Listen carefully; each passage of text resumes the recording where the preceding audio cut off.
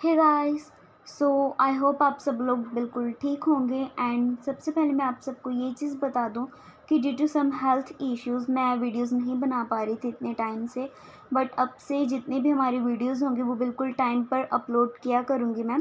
And आपके जितने भी डाउट्स होंगे, ठीक है, मैं उन सभी को क्लियर करूँगी। एंड जितने भी पहले से आपके जो डाउट्स पेंडिंग है, मैं उनकी सबकी एक एक्स्ट्रा सी वीडियो बना दूँगी जिनमें आप सबके जितनी भी प्रॉब्लम्स हैं, जितने भी क्वेश्चंस हैं, क्वेरीज हैं, सभी क्लियर हो जाएंगे। ठीक है, सो आज की इस वीडियो में हम करने वाले हैं सर्कुलेटरी सिस्टम। सो हम सबको पता है कि सर्कुलेटरी सिस्टम में क्या होता है, सर्कुलेशन होता है। ब्लड की हेल्प से हमारी पूरी बॉडी में सर्कुलेशन होता है। एंड अलग अलग इसमें सिस्टम्स होते हैं जिनकी हेल्प से ट्रांसपोर्टेशन, सर्कुलेशन, ये सभी चीज़ें होती हैं। सो हम इस चैप्टर में इन सभी सिस्टम्स के बारे में, इन सभी चीज़ों के बारे में, ट्रांसपोर्टेशन के बारे में, सबके बारे में हम आज पढ़ेंगे। ठीक है, सो हमारे पास सर्कुलेटरी सिस्टम में सबसे पहले आता है कि हमारी बॉडी को ट्रांसपोर्टेशन की ज़रूरत क्यों है, कि हमारी बॉडी में ट्रांसपोर्टेशन क्यों हो। ठीक है, तो हमारी बॉडी में जितने भी अलग अलग ऑर्गन्स हैं तो उनमें जितने भी फ्लूइड्स हैं वो सर्कुलेट करते रहते हैं। ठीक है, तो सबसे पहले हमारे पास आता है डाइजेस्टिव सिस्टम। इसकी अगर हम एग्जांपल लें तो डाइजेस्टिव सिस्टम में क्या होता है कि ये सिस्टम क्या करते हैं कि जितने भी न्यूट्रिएंट्स होते हैं उनको डाइजेस्ट करते हैं और एब्जॉर्ब करते हैं, जो कि हमारी बॉडी के लिए बहुत ज़्यादा ज़रूरी हैं। उनको क्या करते हैं, वो एब्जॉर्ब करते हैं और डाइजेस्ट करते हैं, और जितने भी हमारी पूरी बॉडी में सेल्स होते हैं उनमें उनको ट्रांसपोर्ट करते हैं। तो ये काम होता है डाइजेस्टिव सिस्टम्स का। एंड अगर हम बात करें रेस्पिरेटरी सिस्टम की, तो उसमें क्या होता है कि हमारे जो एनवायरनमेंट में एयर है तो वो रेस्पिरेटरी सिस्टम क्या करता है, एयर को मतलब हमारी बॉडी के अंदर लेके जाता है। ठीक है, वो क्या करता है, ऑक्सीजन को पिक करता है, उसको हमारे लंग्स में ट्रांसपोर्ट करता है। एंड बाद में ऑक्सीजन को लंग्स से कहाँ पर लेकर जाता है, हमारी पूरी बॉडी में जितने भी पार्ट्स हैं वहाँ पर ट्रांसपोर्ट करता है। और ऐसे ही जैसे ऑक्सीजन हमारी बॉडी में ट्रांसपोर्ट हो रही है, तो हमारी बॉडी से जो CO2 है, कार्बन डाइऑक्साइड है, वो क्या हो रही है, कलेक्ट हो रही है, और हमारी पूरी बॉडी से कलेक्ट होके वो लंग्स में जाकर हमारी बॉडी से बाहर आ रही है। ठीक है, तो ये किसका काम होता है, रेस्पिरेटरी सिस्टम का। एंड फॉर एग्ज़ाम्पल अगर हम बात करें एक्सक्रीटरी सिस्टम की, तो हमारी बॉडी में जितने भी एक्स्ट्रा वाटर हो गया, एक्सेस सॉल्ट्स हो गए, नाइट्रोजीनियस वेस्ट हो गए लाइक यूरिया, तो ये क्या होता है, हमारी बॉडी में जितने भी अलग अलग पार्ट्स हैं, बॉडी पार्ट्स हैं, वहाँ से ये रिमूव हो जाता है और मतलब वहाँ से हटकर हमारे जो एक्सक्रीटरी सिस्टम है उसमें चला जाता है और हमारी बॉडी से एक्सक्रीट हो जाता है। ठीक है, तो ये ही सबसे ज़्यादा मेन काम है, मतलब ट्रांसपोर्टेशन की। इसीलिए हमारी बॉडी को बहुत ज़्यादा ज़रूरत है ताकि हमारी जो बॉडी है वो अच्छे से फंक्शन कर पाए। ठीक है, जितने भी हमारी बॉडी में वेस्ट मटेरियल है वो बाहर आ जाए और हमारी बॉडी के बाहर जो अच्छी चीज़ें हैं जो हमारी बॉडी को चाहिए लाइक ऑक्सीजन, तो वो हमारी बॉडी के अंदर चली जाए। ठीक है, तो ट्रांसपोर्टेशन की बहुत ज़्यादा ज़रूरत है हमारी बॉडी को। एंड अगर इसके बाद हम बात करें कि हमारे पास आता है फ्लूइड्स इन आवर बॉडी, कि हमारी बॉडी में कौन कौन से मेन फ्लूइड्स होते हैं। अगर हम बात करें इसकी, तो हमारी बॉडी में 3 टाइप्स के फ्लूइड्स होते हैं। सबसे पहले बात करें तो ब्लड होता है, then tissue fluid, then lymph. अगर हम ब्लड की बात करें तो ये ब्लड वेसल्स में और हार्ट्स में होता है। अगर हम ब्लड वेसल्स की बात करें तो ये आगे 3 टाइप्स की होती हैं, आर्टरीज, वेन्स एंड कैपिलरीज। ये चीज़ हम सबको पता है और ये हमारे सर्कुलेटरी सिस्टम का बहुत ज़्यादा मेन इम्पॉर्टेंट पार्ट है। ठीक है, नेक्स्ट अगर हम बात करें टिश्यू फ्लूइड की, तो हमारे बॉडी में जितने भी ऑर्गन्स होते हैं उनमें क्या होते हैं, सेल्स, और सेल्स के बीच में जो स्पेसेस होती हैं उनमें क्या होता है, टिश्यू फ्लूइड। नेक्स्ट हमारे पास आता है लिम्फ। लिम्फ की बात करें तो वो lymph vessels and lymphatic organs के बीच में होता है। ठीक है, लिम्फ। एंड अगर हम लिम्फेटिक ऑर्गन्स की बात करें तो उसकी अगर हम एग्जांपल लें तो वो कौन कौन से होते हैं, टॉन्सिल्स एंड स्प्लीन। ये कौन कौन से ऑर्गन हैं, लिम्फेटिक ऑर्गन्स। तो ये थे हमारे फ्लूइड्स जो हमारी बॉडी में होते हैं। नेक्स्ट अगर हम बात करें, ये तो सर्कुलेटिंग फ्लूइड्स थे, है ना। अगर हम बात करें नॉन सर्कुलेटिंग फ्लूइड्स की, तो नॉन सर्कुलेटिंग फ्लूइड्स कौन कौन से होते हैं? For example synovial fluid and vitreous humour. Vitreous humour कहाँ पर प्रेजेंट होता है? हमारी आँखों के बीच में। एंड साइनोवियल फ्लूइड की बात करें तो वो हमारे जो स्केलेटल जॉइंट्स हैं उनकी जो कैविटीज़ है उसके अंदर होते हैं। तो ये जो फ्लूइड्स हैं वो मीन्स दूसरे फ्लूइड से बहुत ज़्यादा अलग है, अलग अलग पार्ट्स में होते हैं।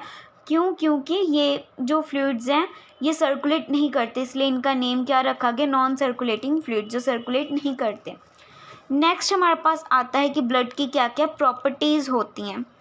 फॉर एग्ज़ाम्पल नेवर स्टेशनरी, ठीक है, कि जो ब्लड है वो कभी भी एक जगह पर नहीं रुकता, ये हमेशा मोशन में रहता है, ठीक है।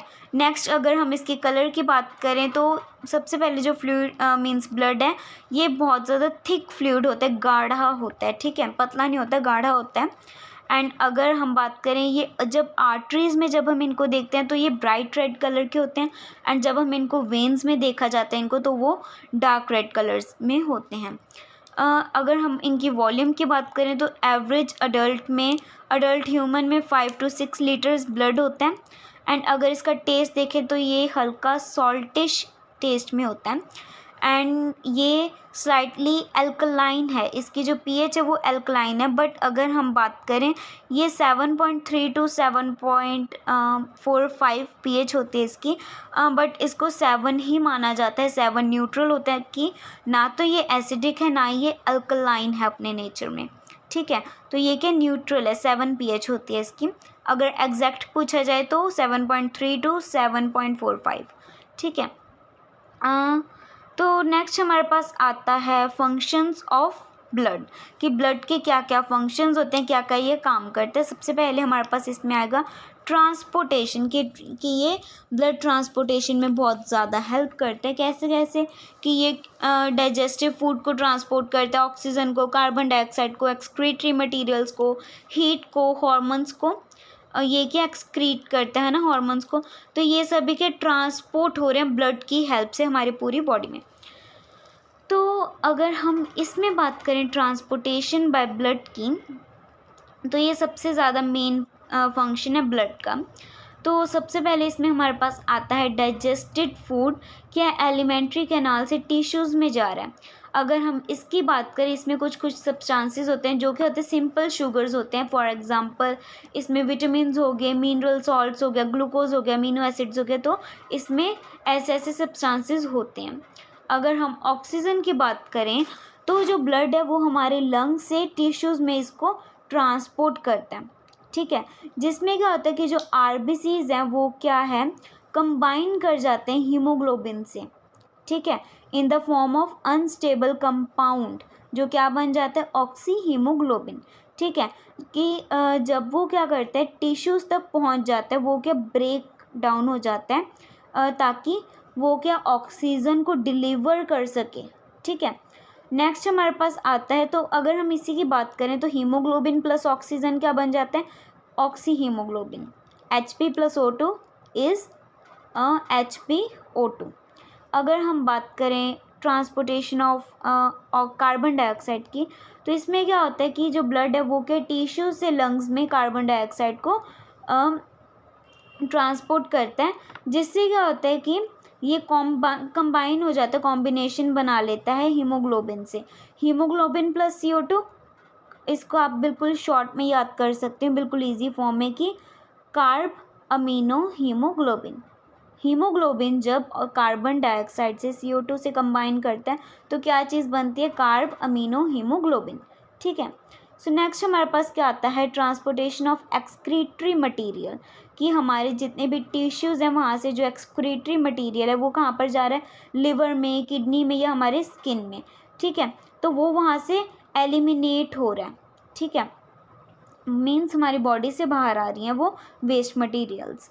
नेक्स्ट हमारे पास है हॉर्मोन्स, की जो हॉर्मोन्स हैं वो मीन्स जो एंडोक्राइन ग्लैंड होते हैं वो क्या है, मीन्स कुछ कुछ ऐसे स्पेशल ग्लैंड्स होते हैं। फॉर एग्जांपल एंडोक्राइन ग्लैंड, ये क्या कुछ कुछ हॉर्मोन्स को सिक्रीट करता है हमारे ब्लड में डायरेक्टली, ठीक है।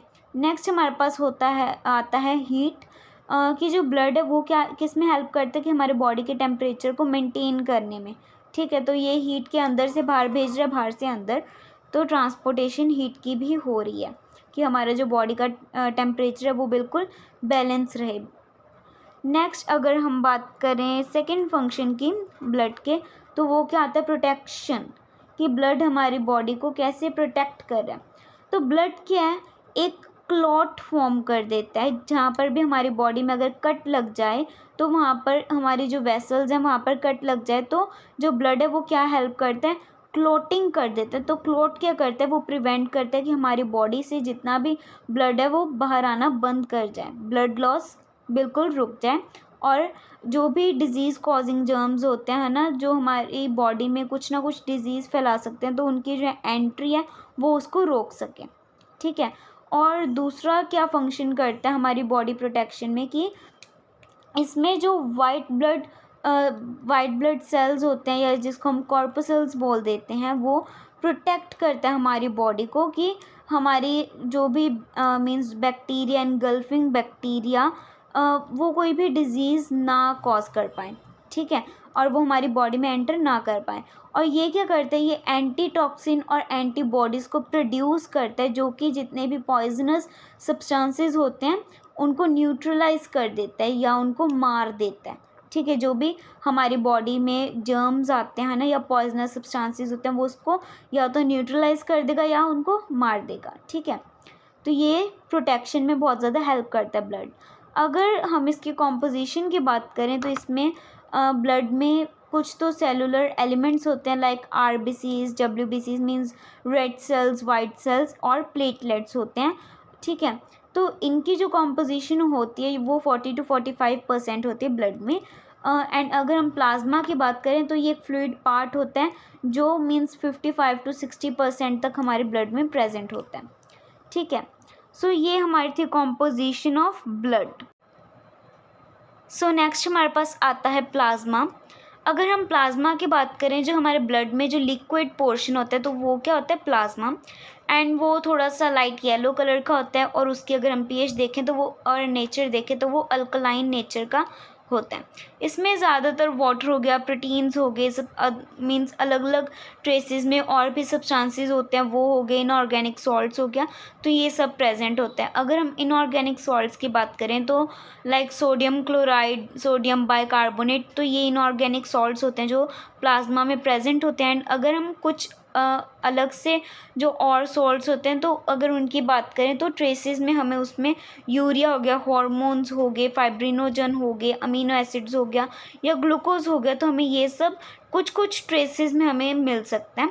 एंड अगर हम सीरम की बात करें तो अगर प्लाज्मा में से जो प्रोटीन फाइब्रिनोजन होता है उसको रिमूव कर दिया जाए तो पीछे हमारे पास सीरम बच जाता है।